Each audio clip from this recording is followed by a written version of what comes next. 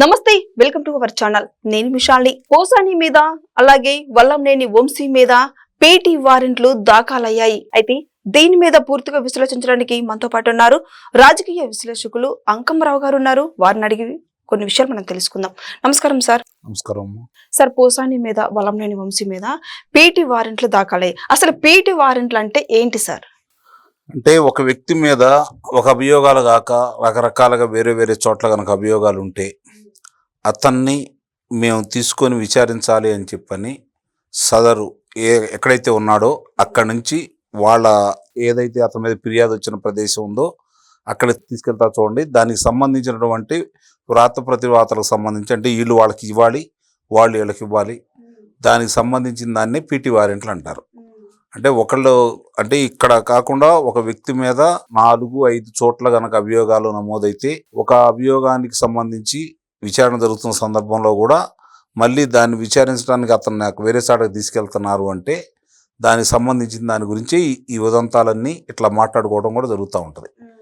దాన్ని పీటీ వారెంట్లు అంటూ ఉంటారు. ఈ విధంగా అంటే ఒక వ్యక్తికి రకరకాలుగా అభియోగాలు ఉంటే సహజంగానే ఇప్పుడు అతను ఉన్నాడు, వల్లంనేని వంశీ కావచ్చు, పోసాని కృష్ణమురళి కావచ్చు, వాళ్ళకి సంబంధించినవన్నీ ఇప్పుడు అతని మీద 16 పైన ఇతని మీద 14 పైన వచ్చిన వివిధ ప్రదేశాల నుంచి పెట్టారు. కాబట్టి ఇప్పుడు ఈరోజు నరసరావుపేట తీసుకెళ్తున్నారన్న సంగతి తెలుస్తూ ఉంది. ఆ తర్వాత ఇంకో ప్రదేశం అక్కడ తీసుకెళ్ళిన తర్వాత విచారిస్తారు వాళ్ళు. ఈలోపు న్యాయస్థానాల్లో కనుక అతను శిక్ష పడ్డా కూడా న్యాయమూర్తిని అభ్యర్థించి మళ్ళీ దానికి సంబంధించిన విచారణ కూడా చేసుకునే అవకాశం కూడా వాళ్ళకు ఉంటుంది. అట్లా అంటే వీళ్ళు చేసిన నేరాలు ఏంటి, దానికి సంబంధించినంత వరకు విచారణకు సహకరించాల్సిన బాధ్యత గతంలో బయట ఉంటే వాళ్ళకి మామూలుగా ఇంటికి పంపిస్తారు, 1-2 సార్లు పంపిస్తారు, రాకపోతే అప్పుడు అదుపులో తీసుకుంటారు. ఇప్పుడు పోలీసు అదుపులోనే ఉన్నారు కాబట్టి పోలీసు వారికి వాళ్ళు దరఖాస్తు చేసుకొని మాకు ఇవ్వండి మేము విచారిస్తామని చెప్పి మళ్ళీ తీసుకొచ్చి మళ్ళీ వాళ్ళు అప్పచెప్పాల్సిన బాధ్యత ఎవరైతే ఉన్నారో వాళ్ళు ఆ తర్వాత అట్లా అందరూ విచారించుకోవడానికి అవకాశం అనేది ఉంటుంది. అలాగే ఇప్పుడు పోసాని వెనక ఎవరు తిట్టించారు అనేది ఇప్పుడు మనకు ఆల్రెడీ వార్త కూడా వచ్చింది సార్. ఇప్పుడు సజ్జల రామకృష్ణారెడ్డి అని అలాగే వాళ్ళ కొడుకు భార్గవరెడ్డి అని కూడా వచ్చింది. అయితే వాళ్ళని కూడా కోర్టుకు పిలిచే అవకాశం ఏమన్నా ఉన్నాయా? అంటే మరి వాళ్ళు ముందస్తుగానే భయపడిపోయి మాకు వెలుసుబాటు కలగజేస్తుందని చెప్పి న్యాయస్థానాన్ని ఆశ్రయిస్తున్నారు.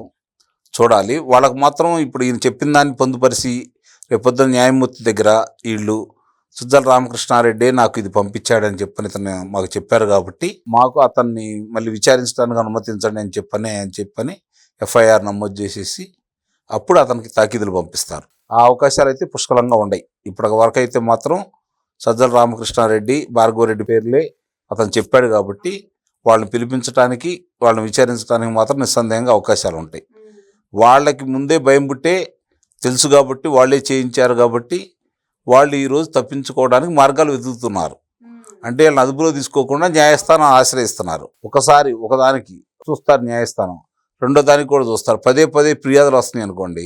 ఇప్పుడు ఆంధ్ర రాష్ట్రంలో ఎవరిని అదుపులో తీసుకున్నా కూడా అంతిమంగా వాళ్ళు చెప్పే ప్రథమ పేరు ఏందా అంటే సజ్జల రామకృష్ణారెడ్డి. అతని ఆధ్వర్యంలోనే మేము చేసాం, అతను చెప్తే చేసాం అనే విధంగా అందరూ చెప్తున్నారు కాబట్టి న్యాయస్థానం కూడా దీన్ని పరిగణలో తీసుకుంటుంది. ఒక అభియోగం అయితే తప్పులేదు, దానికి ఏదైనా అయితే వెలుసుబాటు ఇవ్వచ్చు. పదే అభియోగాలు వస్తున్నాయి అంటే అతని మీద కావాలని చేయాల్సిన పని కాదు. అతని ప్రమేయం ఉంటుందని కనుక న్యాయస్థానం నమ్మిందనుకోండి, బాబు నువ్వు వెళ్ళి శ్రీకృష్ణ జన్మస్థానంలో కూర్చో వాళ్ళు విచారిస్తారని చెప్పని పంపిస్తారు. అన్నీ వస్తున్నాయి కాబట్టి సజ్జల రామకృష్ణారెడ్డికి అయితే తప్పదు నిస్సందేహంగా. ఇప్పుడు సజ్జల భార్గవరెడ్డి పేరు కూడా ఇతను ఉదాహరించాడు కాబట్టి ఇస్తారు తాకీదులు. ఎందుకంటే అతని గురించి కూడా గతంలో ఉండడానికి వర రవీందర్ రెడ్డికి సంబంధించి కావచ్చు, వేరే వాళ్ళకి సంబంధించింది కావచ్చు, అప్పుడు అతనే చూశాడని చెప్పని అందరికీ తెలుసు కాబట్టి అతని మీద కూడా అభియోగాలు ఉన్నాయి కాబట్టి ఇప్పటి వరకు జరుగుతున్న పరిణామాలు చూసుకున్న వాళ్ళకి ఆలస్యం అవుతుందనే చిన్న ఎక్కడో ఏ మూలో చిన్నగా ఉంది. అది దాన్ని పెద్దగా చూస్తున్నారు. మరి ఇప్పుడు ఈ అభియోగాలన్నీ వరుసని ఒకదాని వెంట ఒకటి వస్తున్నాయి కాబట్టి వీళ్ళు కూడా అవకాశాలు ఇప్పుడు చేతి నిండా ఉంటాయి. ఎట్టి పరిస్థితుల్లో కూడా వదిలిపెట్టకుండా వాళ్ళకి రామకృష్ణారెడ్డి గతంలో మాట్లాడిన దానికి ఇవన్నీ కూడా బేరీజ్ వేసుకుంటారు. బేరీజ్ వేసుకొని రా నాయనా నీకు సకల మర్యాదలు అన్నీ మేము చేస్తాంలే రా అని చెప్పని తీసుకుని వెళ్తారు, విచారిస్తారు, న్యాయమూర్తి ముందు కూర్చోబెడతారు. న్యాయమూర్తి ఏం చెప్తాడంటే అది జరుగుతుంది.